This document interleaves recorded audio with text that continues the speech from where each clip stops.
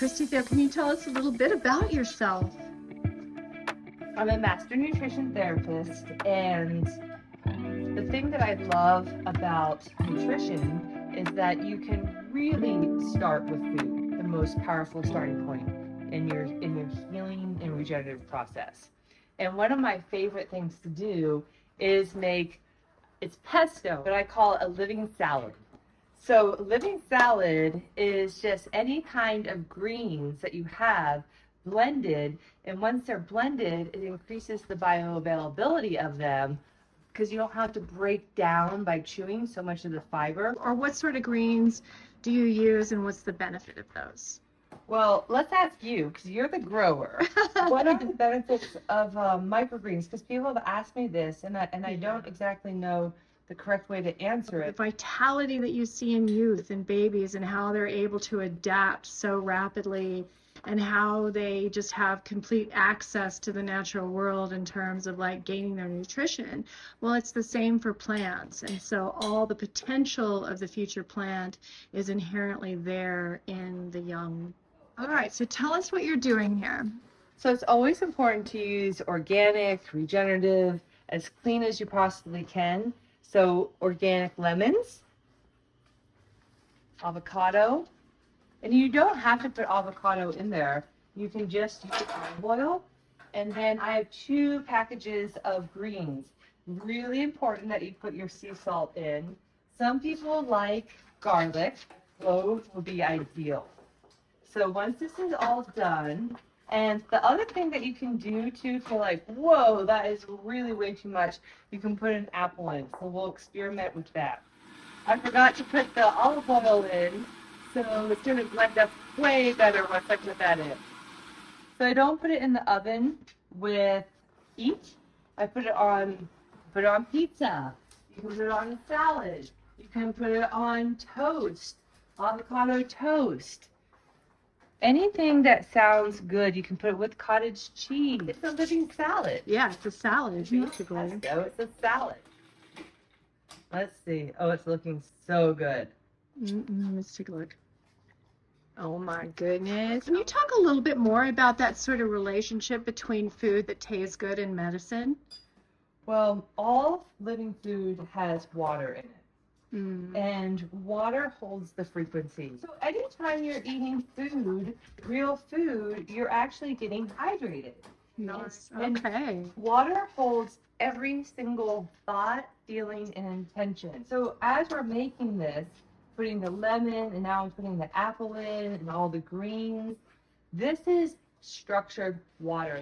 And the benefits to that is you're eating your energy medicine. This is just energy medicine in dense form. And surprisingly, when you take it to your friend's house and other places, people love it.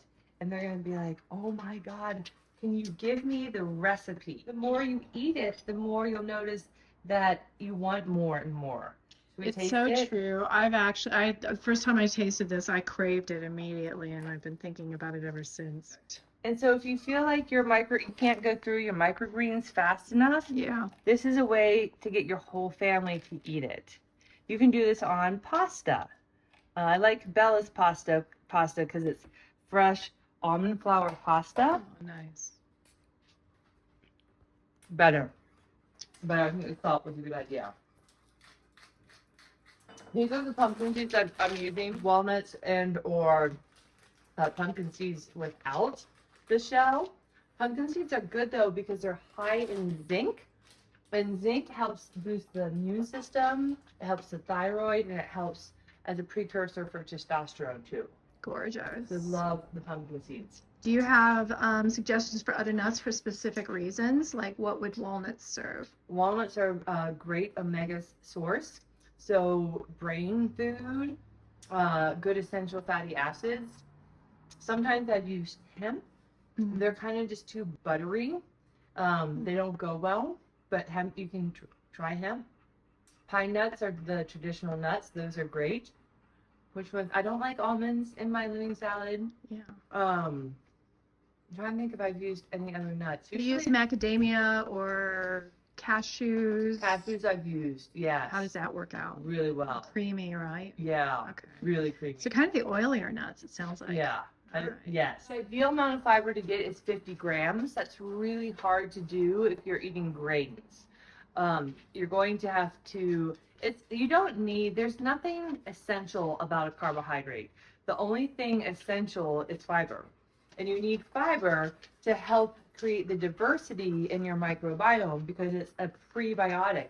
It actually helps your microbiome create its own diversity of good bacteria. So fiber is non-specific, so it can feed the bad guys and the good guys. Yes. So if you notice that you feel worse when you're eating fiber, you have ways to it doesn't mean stop eating fiber. It's actually just signaling that you need to get rid of some of the bad guys and keep populating. You don't have to kill your way to health. You don't have to kill the bad guys.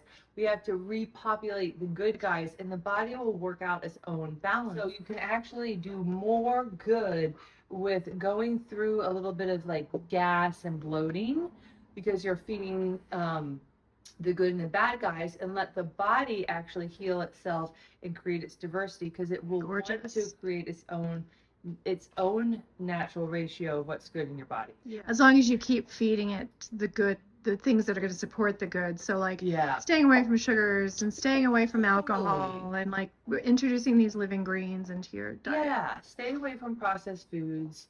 Every once in a while doing a spore-based, really like good strain of probiotics is good because the spore-based will help your body remember how to make that diversity. Nice. So yes, every once in a while you have to supplement just to help the body remember, oh, that's right, I need this.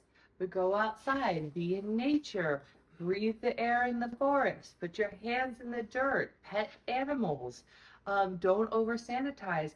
These are all ways that we should be teaming with good bacteria and diversity. Beautiful. Pretty. So what do we have here, Christy? We have elk and some vegan cheese and the beautiful living salad that you prepared for us today. Yes, wild elk, vegan mozzarella, cooked in goat butter, and our living salad. So we have mostly raw, high fiber, and then protein and fat. So we've got everything, and we're gonna be so full after eating this just because it's nutrient dense and it won't leave our body craving for something because it didn't get everything's here. That's beautiful. Yes. Well, bon appetit.